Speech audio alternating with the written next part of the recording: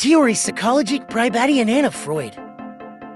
Kali ini saya akan mengerjakan tugas psikologi kepribadian dan menjelaskan teori psikologi kepribadian menurut Anna Freud.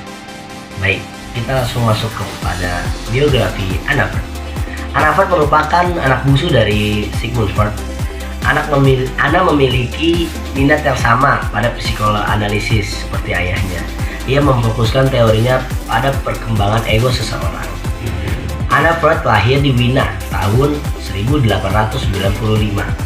Dalam teorinya, Anna terkenal sebagai orang yang mempelopori praktik dari psikoanalisis anak, atau lebih khususnya sebagai psikologi ego. Psikologi ego adalah ilmu psikologi yang berfokus pada pikiran dasar atau ego seorang dalam keadaan normal dan patologisnya. Dari banyaknya karya Anna Freud, terdapat satu karya penting yang mewakili dari semua teori yang Anna Freud buat, yaitu buku yang berjudul Ego and the Machine of Defense. Dalam tulisan tersebut, Anna menjelaskan bagaimana cara ego untuk menghadapi setiap peristiwa atau situasi yang menyakitkan. Landasan teorinya adalah bahwa ketika seorang berada pada situasi yang menyakitkan atau menyulitkan, maka artinya seorang itu sedang berkonflik dalam dirinya. Terdapat tuntutan di luar dirinya, terdapat insting dari dalam dirinya, dan tuntutan super ego, tuntutan mengikuti moral dan aturan di masyarakat yang menghasilkan situasi yang menegangkan. Sehingga teori Anna Freud merupakan pengembangan dari teori Sigmund Freud terhadap ego dan superego. Dalam mekanisme pertahanan ego merupakan cara seseorang menghadapi sesuatu yang tidak bisa ia terima. Hal ini karena peristiwa tersebut terlalu menyakitkan bagi dirinya, sehingga ia menolak akan kebenaran dari situasi tersebut. Untuk mengatasi kekecewaan tersebut, maka mereka cenderung menggunakan 5 cara yang telah dirumuskan oleh Anna Freud ini. Terkadang kita menemukan seorang yang sedang menyangkal pada keadaan yang sedang mereka alami. Bahkan mungkin saja kamu pernah melakukan penyangkalan hal tersebut. Kita masuk kepada pembahasan 5 mekanisme pertahanan menurut Anna Freud. Terdapat 5 cara untuk ego untuk mempertahankan diri dari peristiwa yang menyakitkan itu, yaitu penolakan dengan fantasi, penolakan dengan kata dan tindakan, membatasi ego, agresif, dan altruisme. Berikut ini kita akan menjelaskan yang tadi saya sebutkan. Start dulu. Yang pertama, penolakan dengan fantasi. Cara ego untuk mempertahankan diri dari kejamnya dunia adalah dengan menolak kejadian tersebut dan mewujudkan keinginannya melalui fantasi. Mereka akan mengisi kekosongan akibat tidak terpenuhinya harapan dengan meyakini apa yang diharapkannya itu akan terpenuhi, akan terwujud. Dengan begitu, mereka akan lebih tenang dan meyakini fantasinya, karena peristiwa yang menyakitkan itu menimbulkan rasa kecemasan, sehingga bisa seseorang melakukan hal yang merugikan bagi dirinya maupun bagi orang lain. Sebagai contoh, seorang anak yang belum bisa menerima bahwa ibunya sudah meninggal. Jika anak ini menggunakan cara berfantasi untuk menolak keadaannya, maka anak tersebut akan terus menganggap bahwa ibunya masih hidup, walaupun sebenarnya ia sudah tahu bahwa ibunya sudah meninggal atau sudah dikuburkan. Kemudian ketika seseorang berusaha untuk meyakinkan bahwa ibunya sudah meninggal, anak ini akan menolak untuk hal tersebut. Yang kedua, penolakan dengan kata dan tindakan. Penolakan jenis ini hampir sama dengan penolakan yang dilakukan dengan fantasi.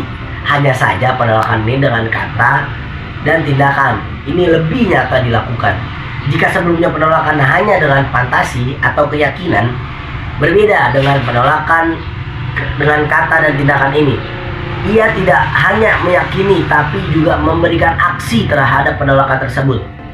Sebagai contoh, Anak yang kehilangan orang tuanya ini sebenarnya sangat membutuhkan kasih sayang orang tuanya, seperti pelukan hangat, kasih sayang dari orang tuanya. Namun ketika ia ditinggal oleh ayah dan ibunya yang ia sayangi, anak ini mulai membenci orang tuanya.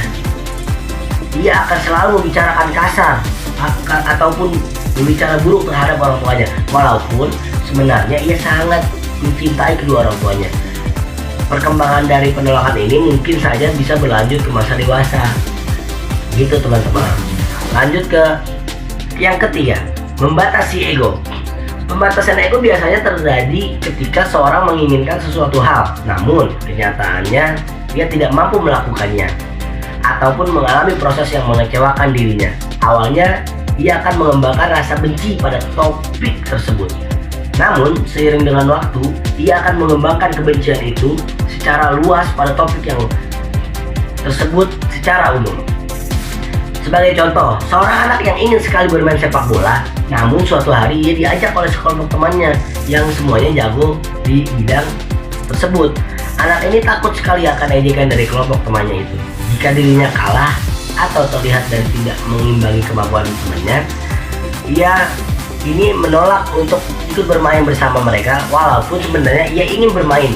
Alhasil, rasa kecewa dan ketidaknyamanan ini diarahkan pada kebencian terhadap sepak bola itu. Kemudian, seiring dengan berjalannya waktu, ia mulai mengembangkan rasa kebenciannya terhadap sepak bola itu lebih luas, seperti ia membenci permainan sepak bola, membenci orang-orang yang bermain sepak bola, membenci orang-orang yang menyukai sepak bola, dan lain sebagainya.